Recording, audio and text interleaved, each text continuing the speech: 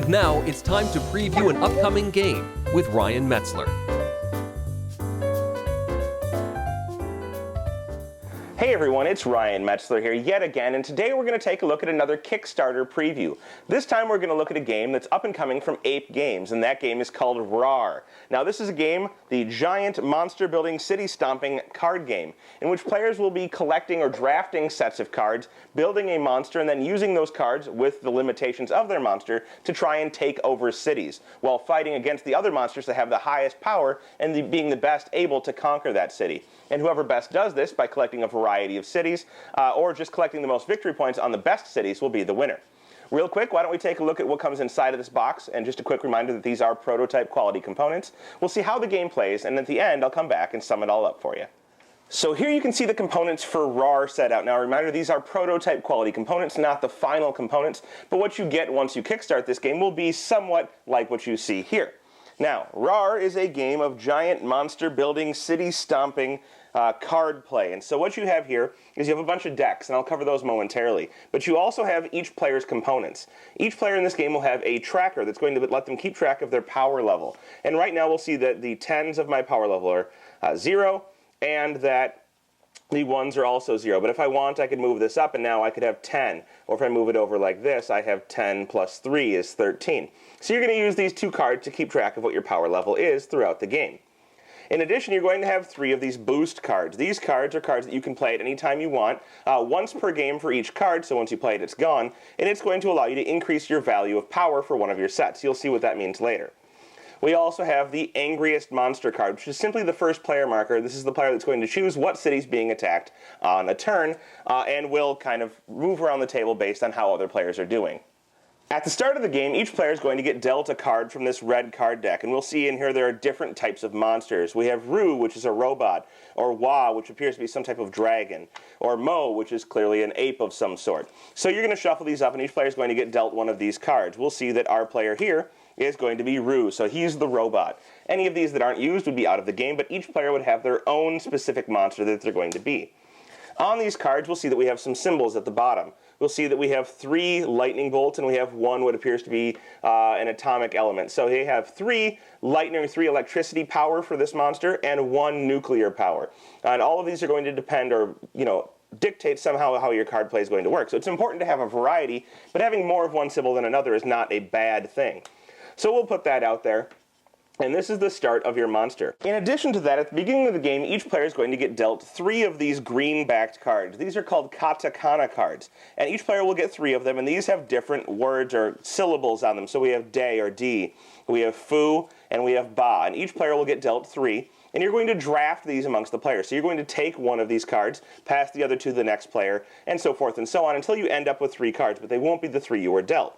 Each of these cards has special icons on it as well. So we see we have a biohazard, 2 nuclear, and a fire on this one, whereas day is a nuclear and 3 fire, and fu is a biohazard, 2 nuclear, and a fire. So ba is the one we missed. It's electrical, a biohazard, a fire, and a nuke. So some nice variety there.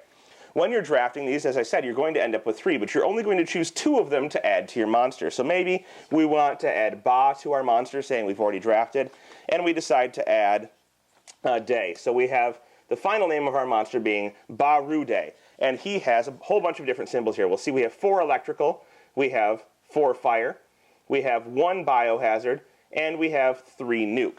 So that's the components of our character. Now we know what we have, and we'll see how that's going to go into gameplay. After you've done all of this and you've created your monster, you're going to deal out to each player 12 of these darker green colored backed cards, and these are called power cards. So we'll deal out 12, 1, 2, 3, 4, 5, 6, 7, 8, 9, 10, 11, 12, and the players would hold a draft with these cards, each player taking 1 card from their hand and then passing the rest to their left. Now, with these cards, you're going to see that they have different types of symbols and different types of monsters on them.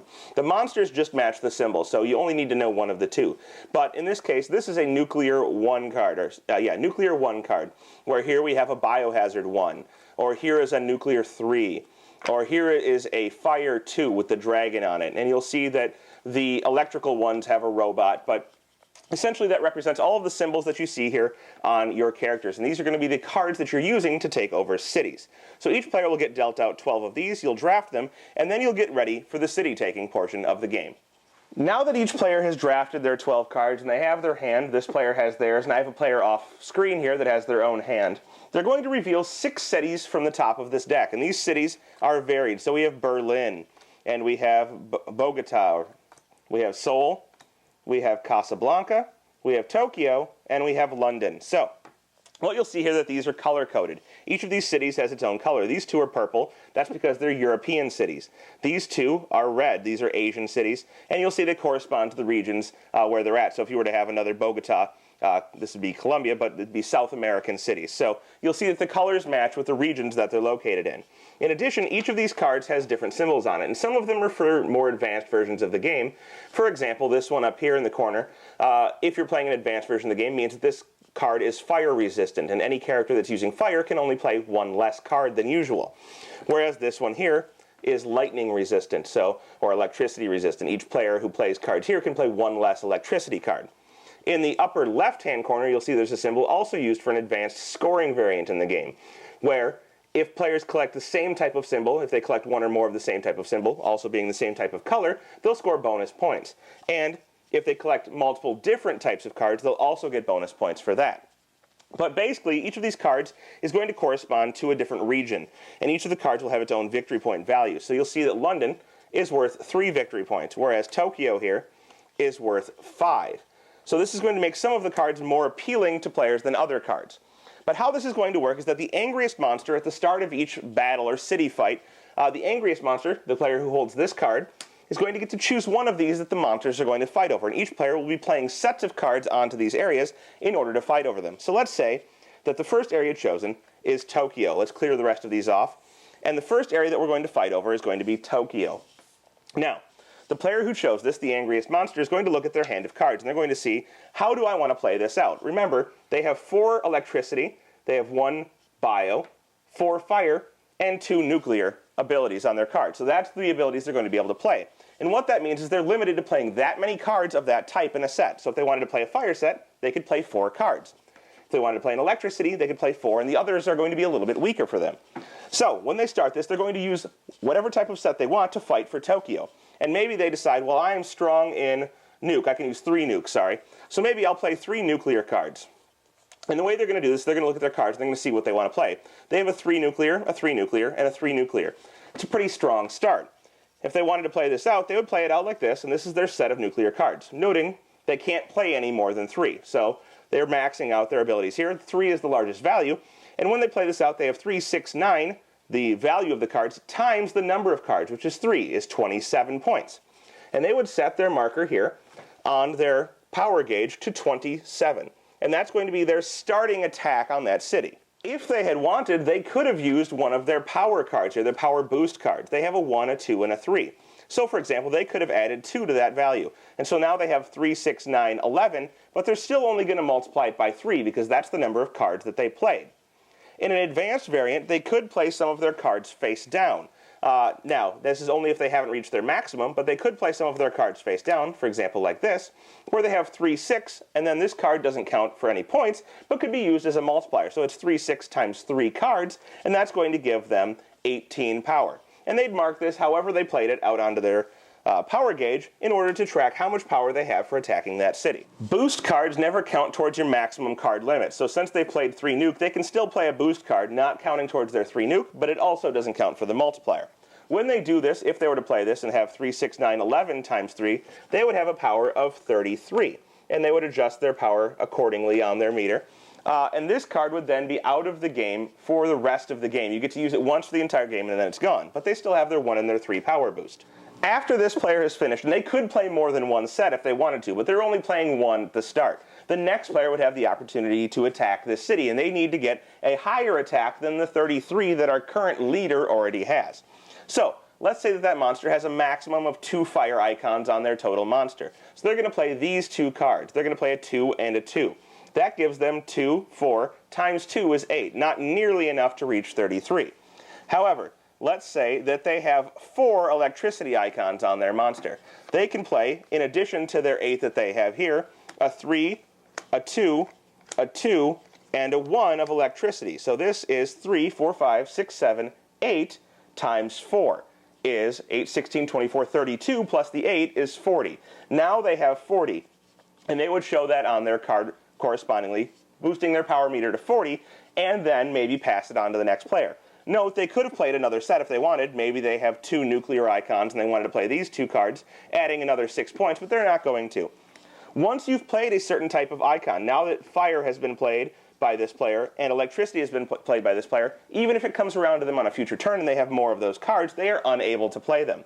So you need to play as many cards as you need in order to get above your opponents, while still making sure that you're not going to have to play those cards later if they boost up above you. So now that this player is in the lead, we pass on to the next player. And they would, of course, have the option of either playing enough cards to beat the opponent's power, or passing. And if they pass, if they'd already played cards, they'd be able to take 1 card that they'd played back into their hand. If they hadn't played any cards, they're simply out of that round and won't be able to fight for Tokyo anymore. And now let's say it comes back to our first player.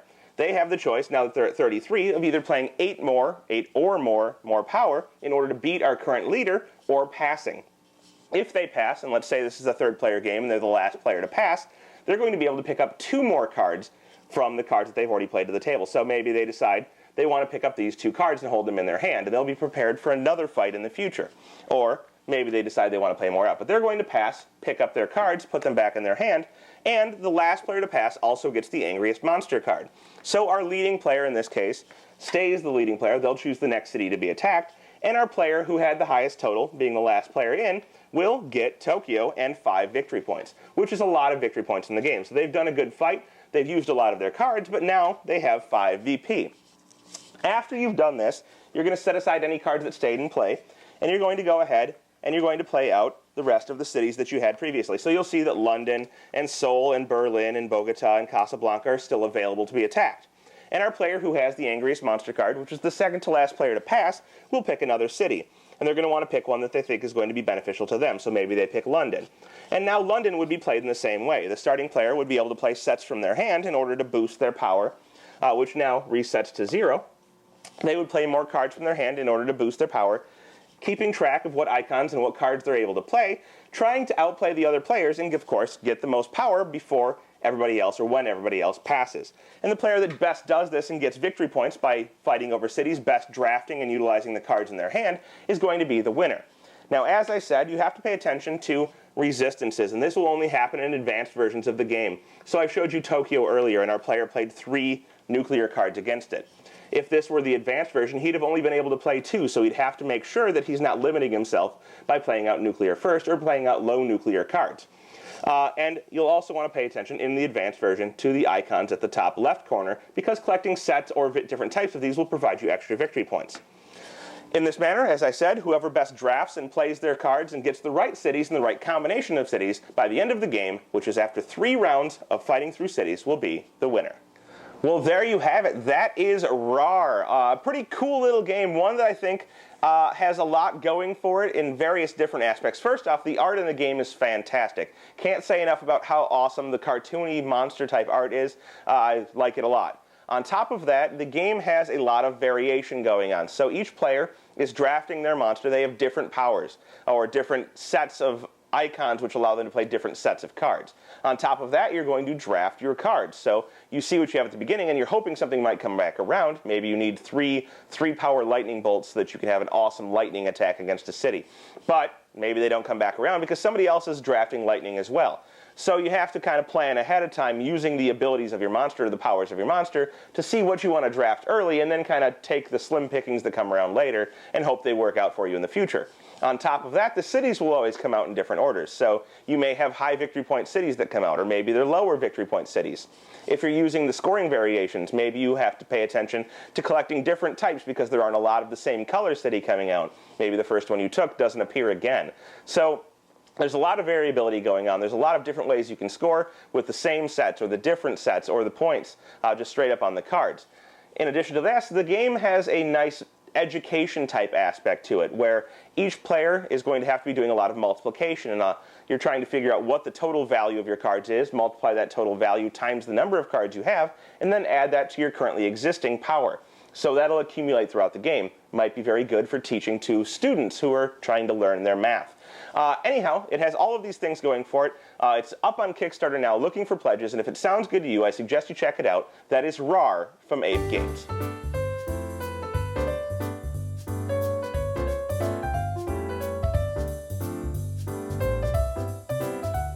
Thanks for watching our review today.